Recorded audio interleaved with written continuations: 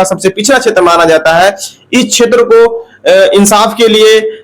उनकी हक और हुकूक के लिए, लड़ाई के लिए एक बेहतरीन संगठन का उन्होंने तैयार किया है और एक बेहतरीन संगठन बनाया है और बिहार में इंसाफ की लड़ाई लड़ने के लिए सीमांचल से शुरू किया है और सीमांचल से लेकर के मिथिलांचल तक और कोसी तक सभी एरिया पर उनका बेहतरीन नजर है और वो अपने स्ट्रेटेजी के माध्यम से इस विधानसभा इलेक्शन में अपने लड़ाई को लड़ने का कोशिश कर रहे हैं। इस मर्तबा सबसे इंटरेस्टिंग बात क्या है कि अगर इस मर्तबा विधानसभा इलेक्शन में अगर जो है AIMIM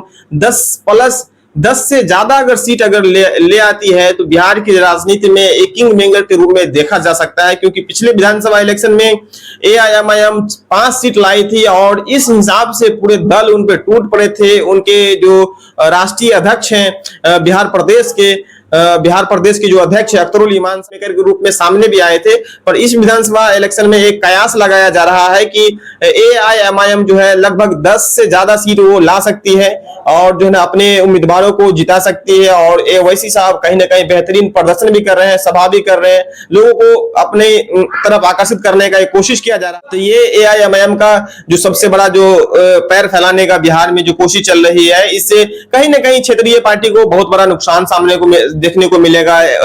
क्षेत्रीय पार्टी जो है महागठबंधन के जो घटक दल है उनको बहुत नुकसान देखने को मिलेगा, क्योंकि AIMIM अभी दरभंगा के क्षेत्र में भी, मिथिलांचल के एरिया में भी अपने कैंडिडेट को खड़ा करने का कोशिश किया है और वहां से भी टिकट उन्होंने दिया है, कोसी में दिए हैं। तो 50 से 60 ऐसे विधानसभा के क्षेत्र है जहां से ओवैसी साहब का नजर है। 50 से 60 ऐसे विधानसभा के क्षेत्र है बिहार के चुनाव में जहां पे मुस्लिम मतदाताओं का बेहतरीन पकड़ है, वहां पे निर्णायक भूमिका में रहती है मुस्लिम मतदाता। और मुसलमानों के अंदर एक अब ऐसा लग रहा है कि लोग जाग रहे हैं। आबादी जो सो रखी थी बिहार की राजनीति में, उनको जगाने का कोशिश किया जा रहा है ओवैसी साहब की तरफ से। इसका असर कहीं ना कहीं देखने को मिला है इस विधानसभा इलेक्शन में। तो ये कहीं ना कहीं ओवैसी साहब को फायदा दिलाने का कोशिश किया जा रहा है और फायदा मिल भी सकता है और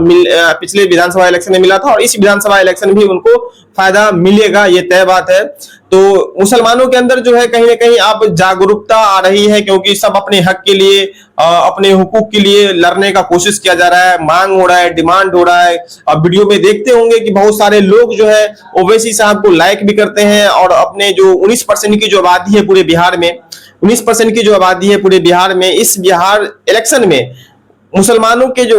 से बड़ा जो डिमांड है कि 2% वाला मल्लाह समाज जो है वो डिप्टी CM का मांग करता है। हम 19% है, पर मेरे लिए RJD कांग्रेस जो महागठबंधन के घटक दल है वो अभी तक कुछ नहीं किया है, सिर्फ वोट लेने का प्रयास किया जाता है। तो ये सबसे बड़ा जो मांग है मुस्लिम समाज से, ये बहुत सराहनीय है और वाजिब मांग भी है, क्योंकि 19% की आबादी है पूरे बिहार में, उनको कुछ नहीं। देश का फायर ब्रांड नेता जो माना जाता है वो ओवैसी साहब को माना जाता है। बेबाक अंदाज के लिए जाने जाते हैं, हर एक मुद्दे पे बाकी से उन्होंने अपने बातों को रखने का कोशिश करते हैं और एक बेहतरीन लीडर है। उनको पार्लियामेंट से कई अवार्ड भी मिला है और एक बैरिस्टर भी है और संविधान के तर्ज पे बात करते हैं और बिल्कुल संविधान के दायरे में बात करते हैं। तो लोग उनको इस चीज से भी जानते हैं कि बैरिस्टर है और लोग उनको बहुत फॉलो करते हैं, बहुत पसंद करते हैं। तबके के लोग, सभी समुदाय के लोग बैरिस्टर साहब को कहीं ना कहीं बहुत पसंद करते हैं, बहुत लाइक करते हैं। अभी सीमांचल दौरा उनका चल रहा है और सीमांचल में पहले तो समझिए कि 2020 के इलेक्शन में उन्होंने 5 सीटें